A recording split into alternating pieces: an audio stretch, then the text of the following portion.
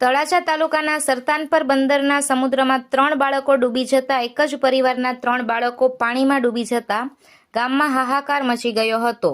3માંથી એક બાળકીને સહી સલામત બહાર કાઢવામાં આવી હતી, જ્યારે એક બાળકી અને એક દીકરાનું ડૂબી જતા મૃત્યુ થયું છે, જેના મૃતદેહને તળાજા સરકારી હોસ્પિટલ ખાતે લાવવામાં આવ્યા છે। આ ઘટનાના પગલે સરતાનપર બંદર ગામ તેમજ તળાજા તાલુકામાં ખળભળાટ મચી ગયો છે, જેમાં મૃતકનું નામ આયુષ રમેશભાઈ જાદવ ઉંમર વર્ષ 7 તેમજ બાળકીનું નામ શિવન્યા રમેશભાઈ જાદવ ઉંમર વર્ષ 9 હોવાનું હોસ્પિટલ ખાતેથી જાણવા મળ્યું છે।